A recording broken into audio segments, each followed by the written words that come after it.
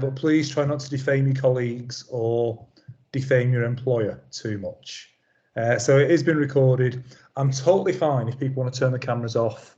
We are going to use breakout rooms a little bit. So in breakout rooms, they're not recorded. So please, can you share your cameras in the breakout rooms if they work? So we've got till 3 o'clock today. So I think we've got time to discuss some of these issues. So I want this to be interactive. I want people to talk to me. We are going to stop for a comfort break for 10 minutes at about 2 o'clock. It's a warm day and otherwise it's death by PowerPoint. So if possible, I do want people to contribute. Please, can people put their hand up, their team's hand up to contribute? Occasionally, sometimes it doesn't work for some people. So if you just need to shout out the answer, that's fine. But please, can we just have one person talking at any one time and respecting other people's opinions? I don't mind people using chat. Can we please keep it on subject? I went to a webinar recently that Social Work England did, and people were talking about rates of pay whilst there was an expert with experience talking about suicide. Just please keep it on topic. I'm going to struggle to keep it up with the chat in real terms and talk at the same time. So Janine, I think, has kindly offered to sort of let me know if there are any questions in the chat. So plan for today. We're going to talk about the assumption of capacity, or what I would call the misassumption of capacity. So yeah, it's a bit of a refresher on one aspect of the basics of the Mental Capacity Act. So there's a few familiar names in the list of attendees. So this might be familiar ground for some of you. We're also going to look at identifying and challenging some common institutional bad practices. Now, I think there's time to go off at tangents. So yeah, time for discussion. So I'm going to start things off with a quick quiz. So starter for 10. I want people to put their hand up for this one. Any takers? Where in the Mental Capacity Act statute do we find the assumption of capacity? So I want the section and the bit in brackets afterwards, the subsection. So where in the Mental Capacity Act statute do we find the assumption of capacity?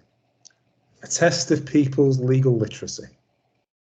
So we like to talk about sections, especially when we talk about the Mental Health Act. We like our section 2, section 3, section 136. We don't always talk about the Mental Capacity Act in the same way. So any takers for this? Where in the Mental Capacity Act do we find the assumption of capacity? Anyone want to put their hand up for this one? Any takers?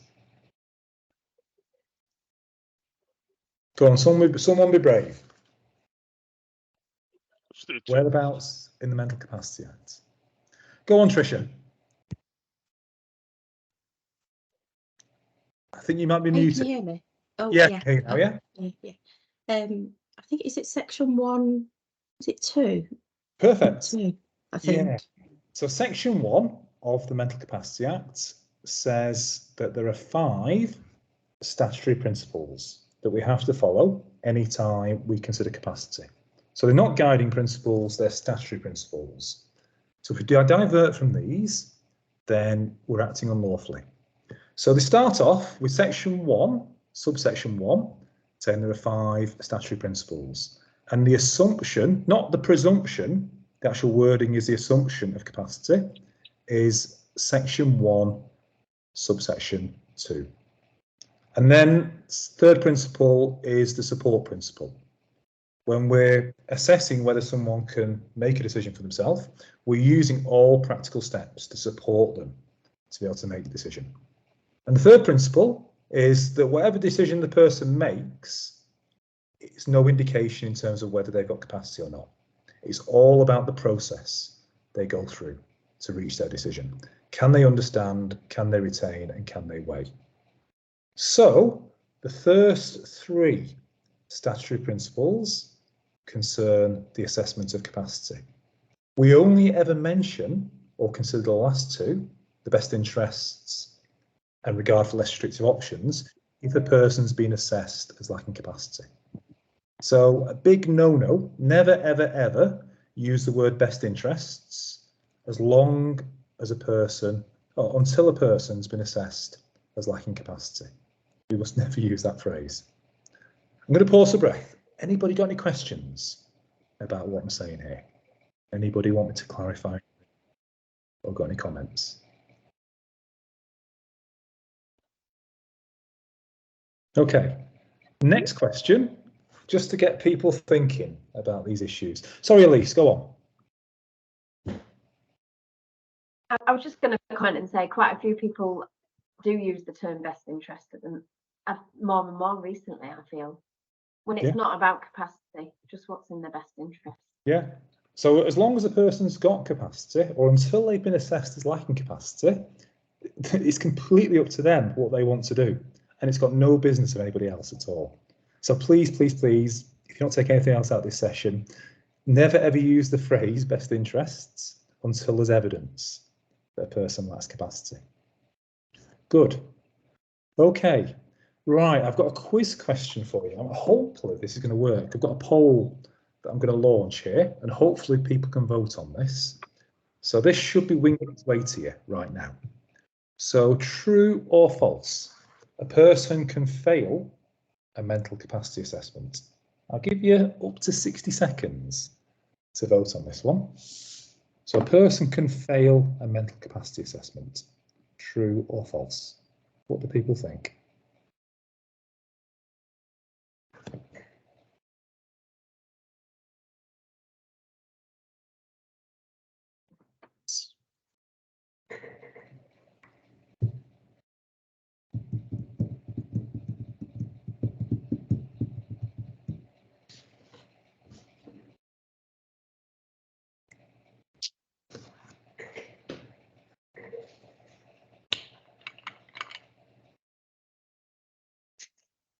Okay, coming up to the final 10 seconds. I think there's still quite a few people need to get off the fence and vote.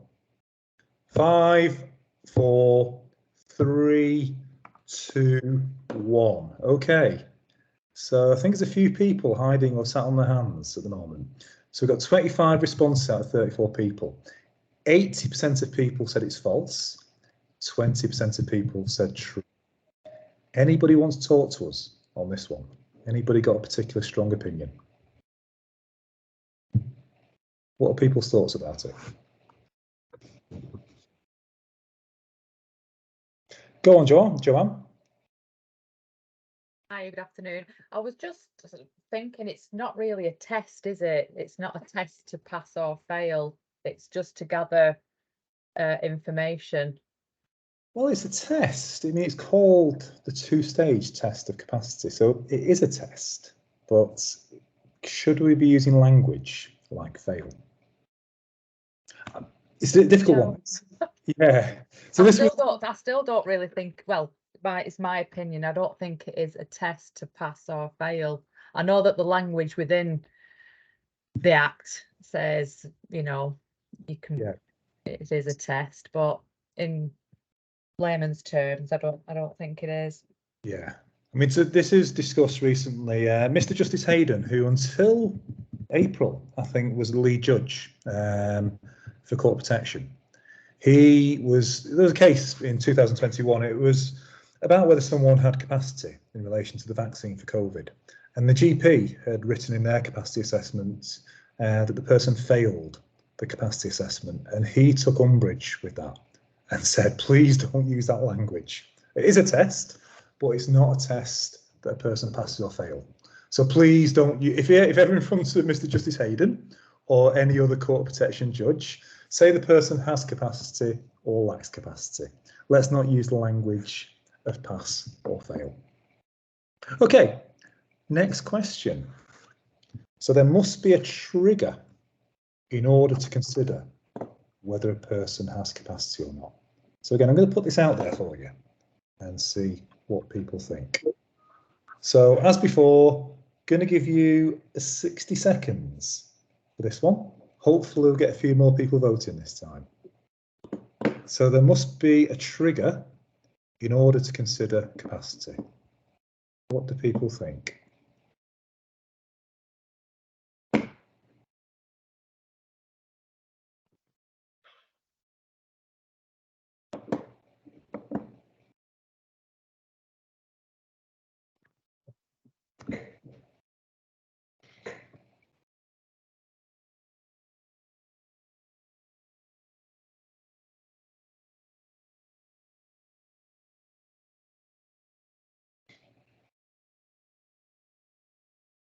All right, we're coming up to the final 10 seconds. So I think there's still a few people left to vote. Okay, 5, 4, 3, 2, 1. Okay, let's end the polling. So 30 people responded. 73% of people said true. 27% of people said false. So again, talk to me. What's going on for people with this one? Who wants to go first with this one? Joanne, I've got your hand up. I'm not sure if that's from before or is that a new hand? Sorry, no, it must be one from before. I'll let somebody else have a go at this one. Okay. Who says there must be a trigger to consider, or where does it say there must be a trigger to consider whether someone has capacity? Maria, I think you might be muted at the moment. Hi, sorry. Yep, I was muted. I actually went false because in my mind, it's not a trigger, it's decision specific. I don't know whether that's on the right path. It is, I think so. Okay, so it is decision specific, but do we need to have a formal trigger? Because this is the phrase that you hear often bandied around. There needs to be a trigger to assess capacity. Is this when they talk about diagnosis, Mark, where it's in the first, is it the first part of the capacity assessment where it talks about diagnosis? Is there a trigger or an is it, I can't remember the wording, or an impairment or something? Well, what the Supreme Court said in 2021 is we actually don't consider diagnosis at all or impairment of mind until there's evidence that a person can't understand or retain or weigh. Only then do we consider whether there's an impairment of mind. Eloise, you've got your hand up. Hi, yeah, I was just going to say we need to have reasonable doubt around someone's capacity before we complete a capacity assessment. Okay, so we need to have reasonable doubts before we complete a capacity assessment. Okay, let's come back to that.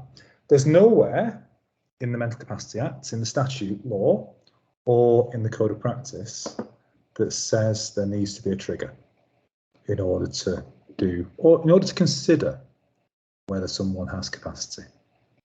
So I'm just going to put that out there. We'll come back to that in a bit. But I want to just sort of see how the land lies at the moment. Right, got a case study for you. I'm going to put you in breakout groups for a bit to have a think about this. I'm just thinking, right, I will send you this scenario in the chat as well, so you should have it there. But Kanya is a 76-year-old widow who normally lives alone in her own flat. So she's been admitted to hospital for a fractured hip following a fall. During the admission to hospital, she's been successfully treated for a UTI, but she appears to have some kind of memory impairment, including forgetting visitors' names and being unable to recall, the name of the street that she lives on. She's now medically fit for discharge, and she's been referred to social care as a family have reported concerns about the worsening home situation and self-neglect. So Kanya herself is quite keen to be discharged home. She doesn't feel that she requires any support. Upon interview, she's orientated to the day and month and states that she's fully able to look after herself, including cooking, cleaning, and taking medication. So what I want you to do is, based on the information in this case study, would you, as a professional, would you be completing a mental capacity assessment at this stage? So Janine, can you do your thing to put people in breakout rooms? It's 1:17, 1:18 at the moment. So we're going to put you in breakout rooms until about 25 past, if that's okay. So give you about 5–10 minutes to do this. What I'll do, once you're in the breakout groups, I will share this with you. In fact, I'll do it now. I'll share it with you, the scenario. If I can do it, let's just find it.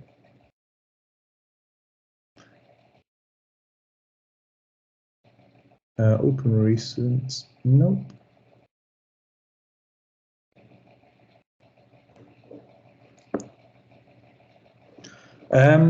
Janine, are you okay to put people in the breakout rooms, and I will share that. I'll try and share the information with them whilst we're in the breakout rooms.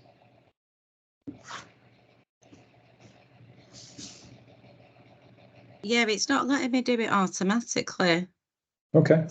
So yeah, I don't know what's happened there. Sorry about this. Tell you what, if it's not doing it, it sounds like there's gremlins. Okay, I'll tell you what, I'll give people another 2 minutes to read the case study, and then we'll chat about it together. So it's probably not worth doing breakout rooms if they're already gremling before you actually start them.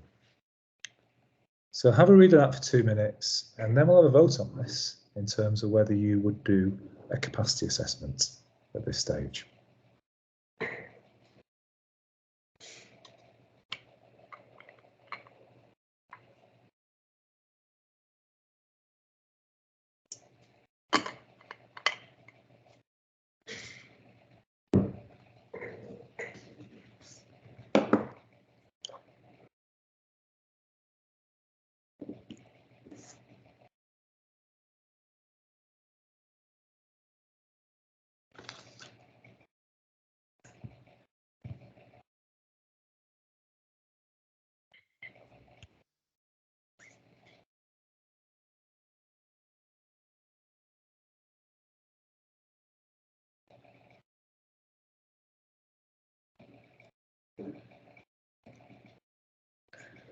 Maria, I can't put it in the chat. We're going to leave it up on screen there for you, but I can't put this in the chat at the moment.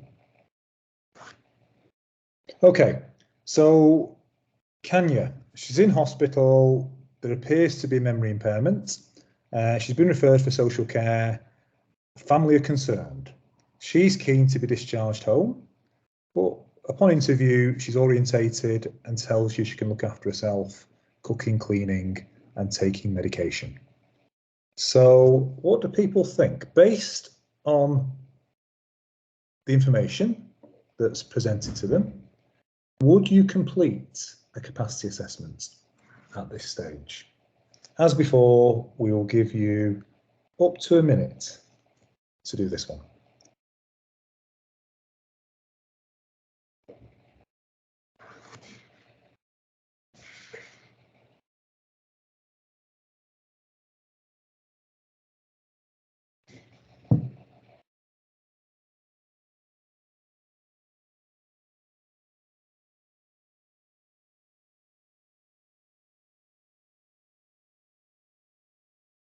Okay, you've got 30 seconds left.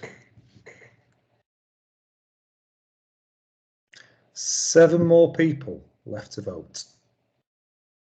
If you haven't got the option to vote, if it doesn't come up on your screen, by all means, put your answer in the chat.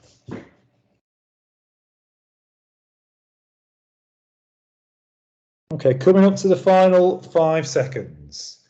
5, 4, 3, 2, 1. Okay. So, interesting results. 35% of people said yes, they would complete a capacity assessment at this stage. 65% of people said no.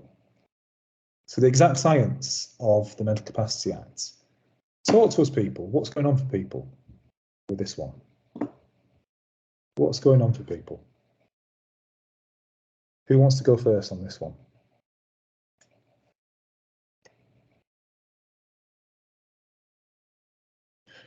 Elise. Hi. I just thought that she might need a bit.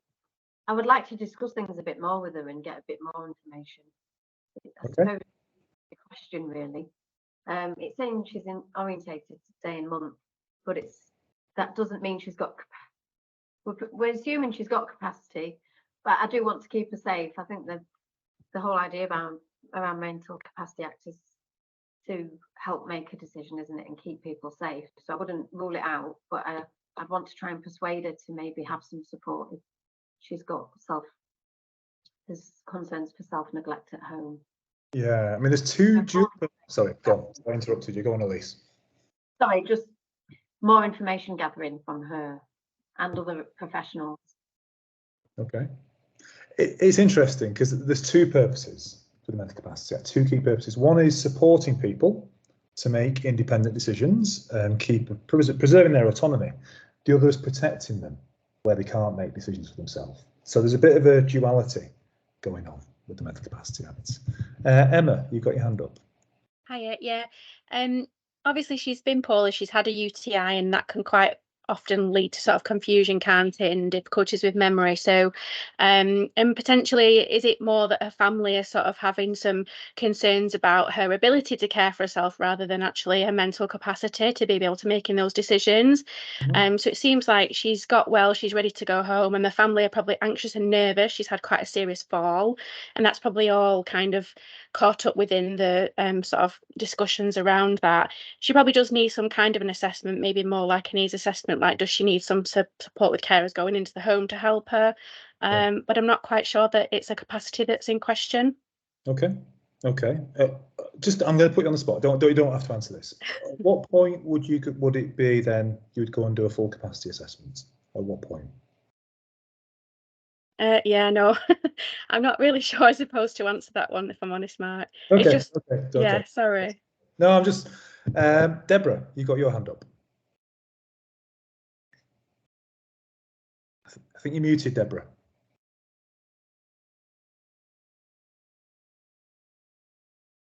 Deborah? Sorry, can you hear me? I was having problems then. I was clicking and it wouldn't do it. I would be doing my Care Act assessment, and then as part of my Care Act assessment, I'd be then information gathering.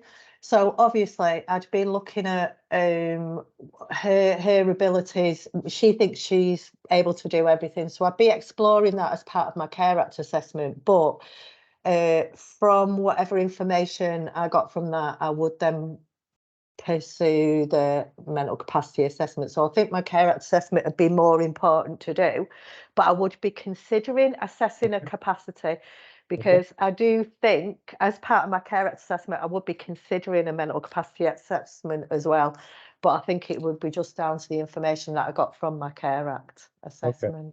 Good. Yeah. Excellent. Okay. Excellent. Sunday, you've got your hand up.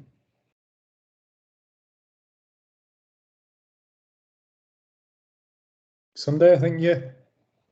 Yes. Hi. Yeah. Is it Whale or Sunday? Yeah. Well, it's Sunday. Well, it's first name. Okay, sorry, well.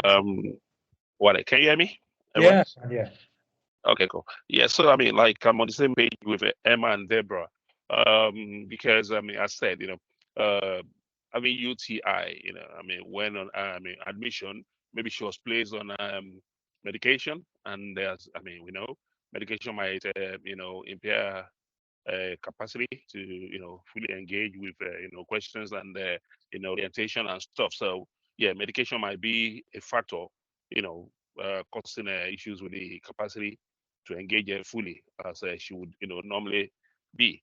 And talking about when to consider completing a capacity assessment, yeah, I said by Emma, I mean by Deborah, I would wait. I mean, I would consider carrying out strength-based assessment to check what she can achieve for herself, and stuff and the area for where she requires support. So in the process, I will look out for kind of see how she engages, and consider whether a capacity assessment would be required. Okay. Thank you. Okay, thank you, Wally. Esther, we'll take yours and then we'll move on and look at what the research says about this kind of thing. Esther? I'm just going to put it out there that as a newly qualified social worker, so if I say anything wrong, I'm here to be corrected. You're closer to learning. You know it better than other people. I can get away with that one. For me, I'm just sort of like, in order to complete the Mental Capacity Act, are we questioning whether her decision making in wanting to go home is, are we testing to see whether she can fully make that decision, or are we questioning whether she can look after herself very well? Which I'm thinking, if I am going to do a proper assessment of her needs, then in that regard, I can then see if she's able to make a decision in other areas. So if we provide the needs for her using the SSA, so is it still right to do the capacity assessment as well? Or is the capacity assessment necessary in order for us to make the next decision? So I'm now left with the questions rather than the answer. Okay. Okay, that's what we're here to try and answer, those questions. So do we need to complete a capacity assessment at this stage? I'll give you the answer now. I think everyone's got the right answer so far. Yes and no is the answer. Let's look at what the research says. So in 2020, Local Government Association published this research. So I think lead author, it was Michael Preston Shoots and Susie Bray. Looked at, I think, 231 safeguarding adult reviews, SARS, that took place over a 2-year period. And they took the key themes out of this. How many of the SARS do people think identified poor Mental Capacity Act practice as a theme that led to the person coming to harm? You don't have to put your hand up. Someone shout out a number. We'll play higher and lower for this one.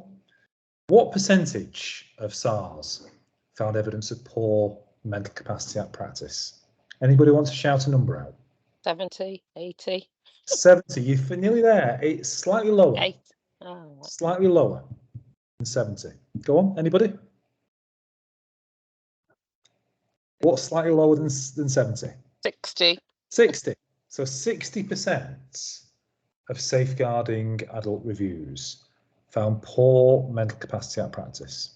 It was up there with failure to share information and failure to work in a multidisciplinary way. Those are the big 3 failures in terms of safeguarding. What do you think was the main problem with the Mental Capacity Act, or the application of the Mental Capacity Act? What was the main problem? What was the theme that kept coming up time and time again? Anybody?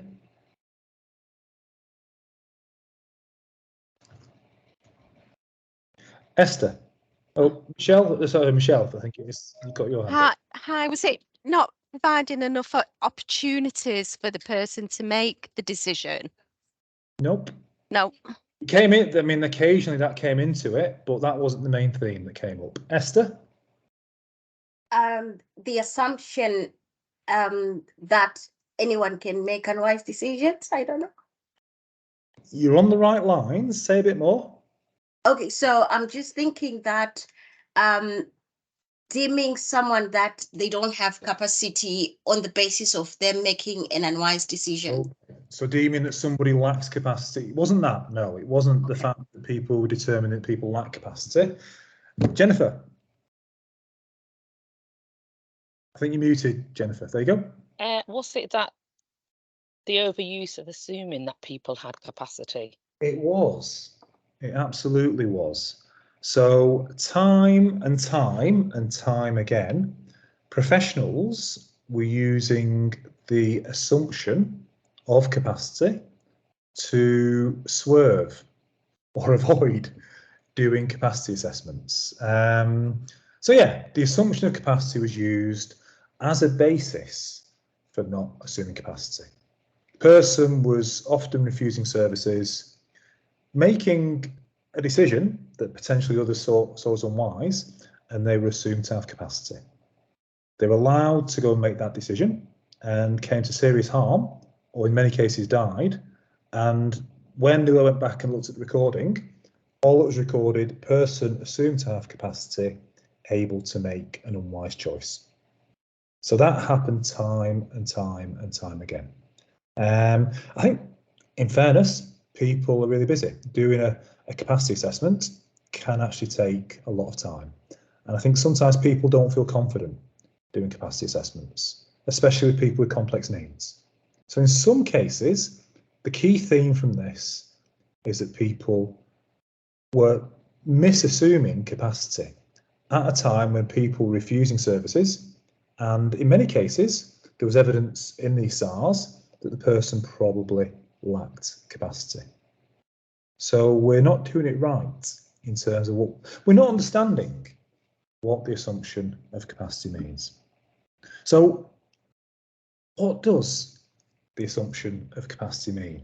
So I'm going somewhere with this, just try and bear with us a bit. So when we talk about capacity, I like to think of a line, a continuum, that goes from here where a person has 0 capacity to over here where a person has 100% capacity.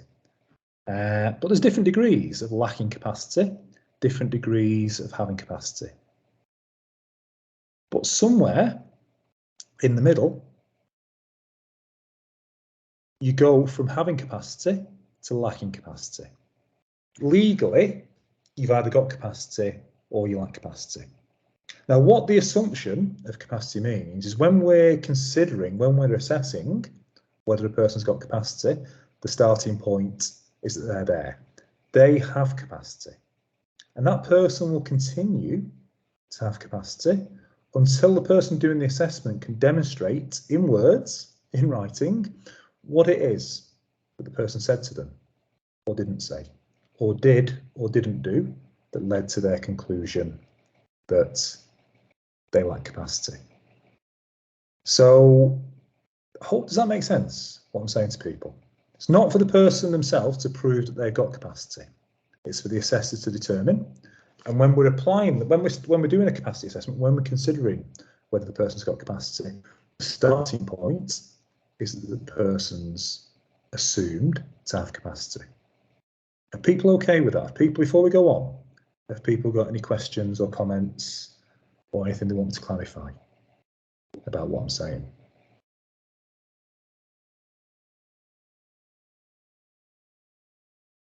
Because I think my big takeaway point from this training is that we need to do what I call a mental capacity triage.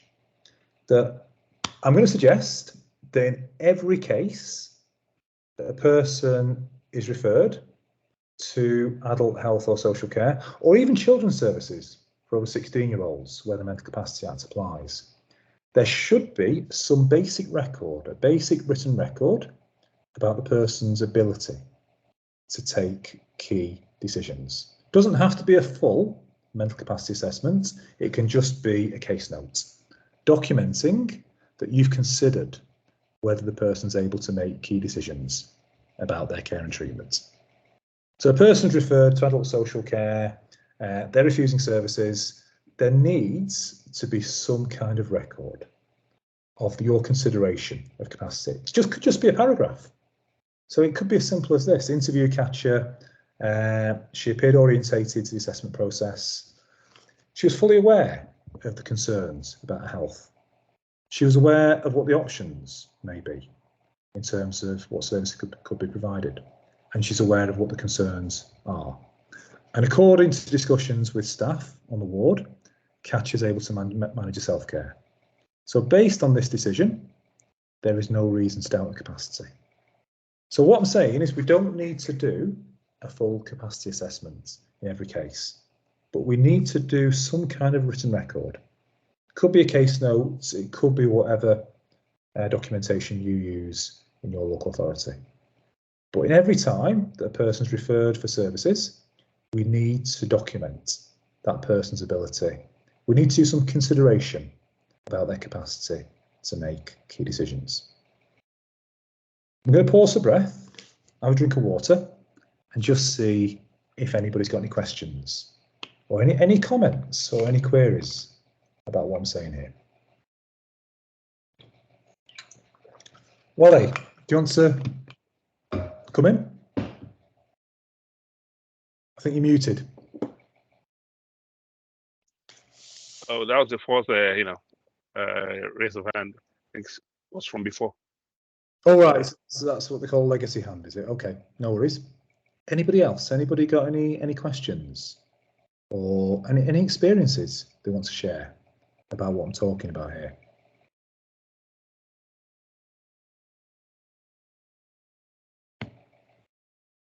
So yeah, in every case, is that controversial, what I'm saying? In every case where a person comes into contact with over 16 with health or social care services, there should be some brief record. Not a person appears to have capacity. That's not defendable decision making. This is defendable decision making. That you've discussed with the person what the concerns are, they're aware of the concerns, they're aware of what options may be available, and that they're aware of any reasonably foreseeable risks there may be from refusing services.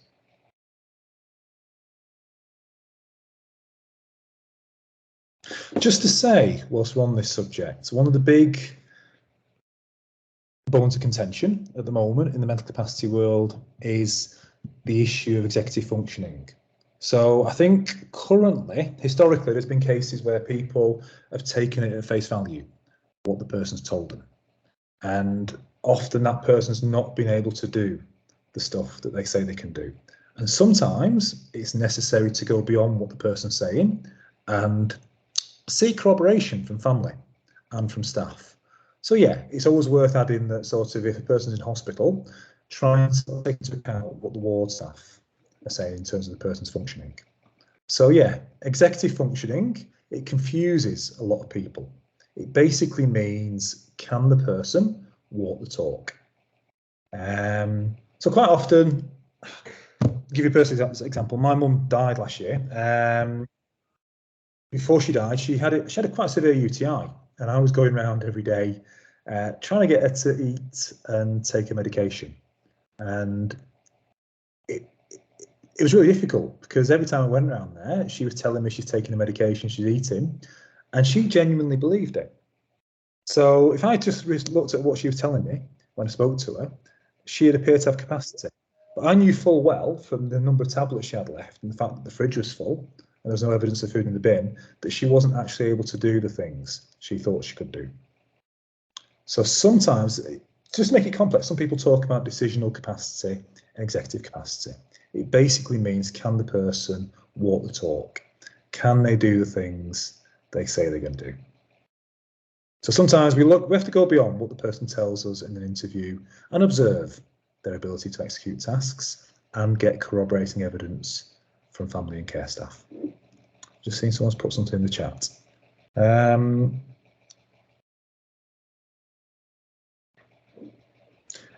Alex has put in the chat, should it be more specific to say there's no reason to doubt her capacity? Yeah, so in relation to the specific decision.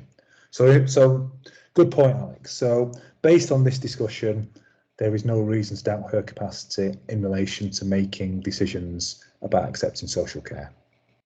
Good point. Anybody else got any questions at this stage? What would we do at this stage if we had grave concerns? At this consideration stage, what would we do if there were concerns that Kanya may lack capacity? What would we do? So let's say we spoke to her, she completely disregarded any concerns about her. She was completely unaware of what services are available. And she just says, I'm absolutely fine, I can look after myself, leave me alone.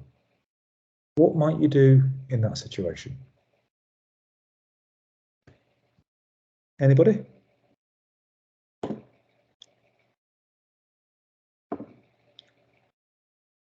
What would you do? Eloise? Would you complete a capacity assessment at that point? Yeah. At this point, if you had concerns at this stage, if there was a reason to doubt Canya's capacity in relation to whether to accept social care services, at that point, you would go on and do your formal capacity assessment. And at that point, that's where you're applying the assumption of capacity.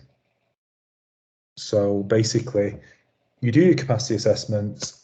Is there evidence to disprove the assumption of capacity? So in every single case where a person's referred to services, there needs to be a basic record, a case note record of consideration of their capacity in relation to key decisions. If there's any reason to doubt the person's capacity, at that point, you go on, you do your formal capacity assessment with the starting point being the assumption of capacity. Good. What would you do at that point if there were concerns about capacity and you did a formal capacity assessment and it wasn't possible to reach a conclusion about whether Kenya has capacity? So again, we talked about different degrees of having capacity and lacking capacity. What would you do if maybe you've seen Katya, maybe you've seen her a couple of times and you really weren't sure whether or not she had capacity? What would you do? Sadia? I think I will complete the capacity assessment to rule out a person lacking or having full capacity. If a person still after the assessment seems to have capacity around a specific decision, I will not just simply complete the best interest decision, go for that, but will still complete the capacity assessment. That's me, just to, I think, to be on the safe side. Okay, so as I said before, we don't use the word best interests at this stage because I missed half an hour of the so we initial training. Best interests will only be mentioned if there's evidence that a person lacks capacity. Yes. I'm thinking, let's say you've been to see Kanya on the ward and you've done a capacity assessment and you're really not sure. You're really not sure whether or not she's got capacity. And maybe there's great concerns about going home because there's concern about severe self-neglect. So you're right in the middle there in terms of whether she's got capacity or not. What would you do? I think I will, I mean, if she is in the hospital, I surely will, I mean, check with the other professionals what they think of the capacity of the person. I mean, maybe asking from the nurse or doctor or OT, any therapy from them to complete a capacity assessment in their own right and from their point of view and see, I mean, if it does match and do they come back with the same outcome. If they do, not unsure, then maybe a doctor, medical professional. Okay, but let's say I'm pushing you just to help out with this one if you want to. But let's say that the doctors and nurses also do the capacity. I mean, at the end of the day, if it's about social care provision in the community, then the person doing the assessment for the local authority is the decision maker. Yes. Let's say they come back and they say we're not sure either whether the person's got capacity. Wale, you've got your hand up. Do you want to? Sure. Well, what I'll do is I would check previous records and see if there were previous capacity assessments completed and look at the outcomes, and then I will invite a colleague to complete a joint visit. Yeah. So as to so that they can see from their from their perspective whether we arrive at the same conclusion or whether they spot something else and come out with a different result. Okay. But let's say you do that and you're still not sure. The person's right in the middle there. You're not sure whether they've got capacity or not. Tricia, oh, you had your hand up. Your hand's gone down now. Tricia, what have you? Yeah, I was just going to mention exploration, really, of supporting the individual to make that particular choice, whatever decision it could be. And I'd probably want to, just ensure that it has been fully explored before we reach that, and I suppose give her more information. So that's the second principle, isn't it? That's supporting them, basically, using all practical steps to be able to make a decision for themselves. So let's say you've bent over backwards. You've really tried your best to support Kanya to make a decision. You're really not sure whether she's got capacity in relation. She's refusing social care. And you're really not sure about whether she's got capacity, but the risks are grave if she goes home. You're really concerned about the potential for self-neglect. What does the law say we should do if we're not sure whether a person's got capacity? Elise? I think you're muted.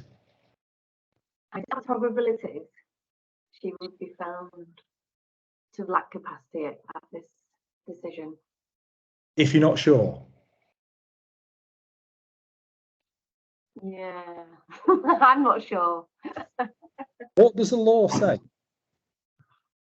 What does the first principle say? This could be assumption of having capacity, assumption to have capacity. This is basically what the law says. That if you're not sure whether a person's got capacity or not, they're assumed to have capacity. So that's what the assumption of capacity means. It means that a person has got capacity until it can be proven why they lack capacity by the person doing the assessment. So I said before, what you have to record in words, what it was that the person said or didn't say, or did or didn't do, that led to your conclusion that they lack capacity. It's not for the person themselves to prove to you that they've got capacity. So that's what the assumption of capacity means. It's basically, it's the starting point is that a person has capacity and they will continue to have capacity until the judges have talked about rebutting the presumption of capacity or disproving the assumption of capacity. Sue, you've got your hand up. Yeah, Mark, I want to ask a question. So imagine if Kanya is, let's say, 18-year-old, just transferred from children's services. Yep. No diagnosis of any impairment of the brain, no issues regarding memories and all that. But then she has like a lifestyle which is not approved by professionals, and you know, so what do we do is like, do we complete the capacity on different decisions, or do we assume she has capacity? But there is no reasonable doubts regarding her capacity, but then I think the MDT, they just feel that, oh, it's a concern because we don't think she's making the right decision. Talking about 18-year-old girl who had previously supported by children's services, and just coming to, you know, adults with no physical disabilities and no learning disabilities. Okay, so 18-year-old young person, you assess, so is it the decisions about whether they can accept support or accommodation, or what's the decision? So yeah, I think it's the care and support, and then relationship. Okay, contact people. Okay, so I suppose the starting point would be that she is presumed to have capacity, or she's assumed to have capacity. You'd be bending over backwards, I think I've got a slide there, basically, to support her. To be able to, it's like, for those of you who are old enough to remember playing out, used to give people a peg up over the wall. But yeah, that's what the second principle is. You're bending over backwards to support her to make a decision. You're giving her information about what the concerns are, what the options are, and what are perceived to be the dangers. So even though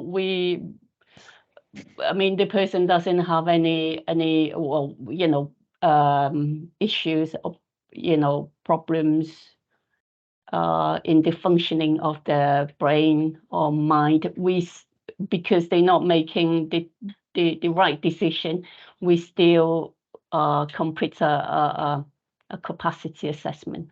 I think so. I think in this case, because what the Supreme Court said in the JB case, which I think you're aware of, is that before we even consider the diagnostic test, we do the functional test first. Can the person understand, retain and weigh the relevant information? Can they communicate their decision? Only if they can't do that, we ask, is it because of some kind of impairment of mind? Now, just to be clear, the courts have been very definite. You don't need a formal diagnosis. Just to be evidence on the balance of probabilities that if a person can't understand, retain and weigh, that it's because of some kind of impairment of mind. Now, if somebody's been in children's services, increasingly the courts are saying that severe trauma can be an impairment of mind. And a lot of people in children's services, so it doesn't need to be a formal diagnosis of, I don't know, PTSD but so if someone's had significant trauma in their life, possibly as a result of abuse, that could be the impairment of mind. But the first thing you need, before you even think about that, you do the understand, retain and weigh first. Can the person understand, retain and weigh the relevant information for that decision? And only if they can't do that, would you then go on to ask, is it because of some kind of impairment of mind? Doesn't have to be a formal diagnosis. Okay. Oh, that's brilliant. Thank you very much, Mark. Okay. Anybody else got any questions in terms of where we're up to at the moment?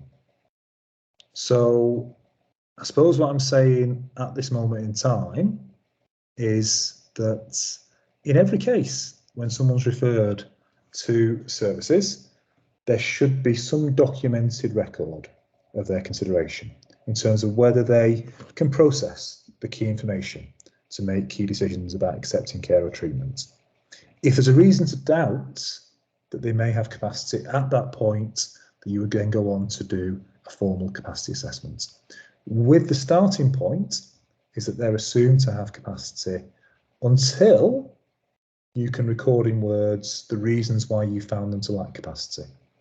What it was that led to your conclusion that they weren't able to understand, retain, weigh, or communicate. Anybody got any questions in terms of where we're up to?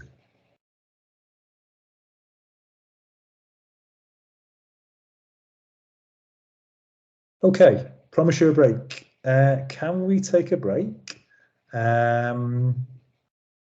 until 2? I'm going to give you a break till 2:10. So let's have a break until 2:10, and we'll come back and put the world to rights, if that's okay. So break until 2:10. So please, can I ask people to try and get away from their screens for at least 10 minutes? No email. Try and get up and wander around if possible, but we'll see you back here at 2:10.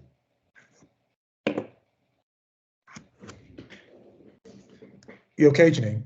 You?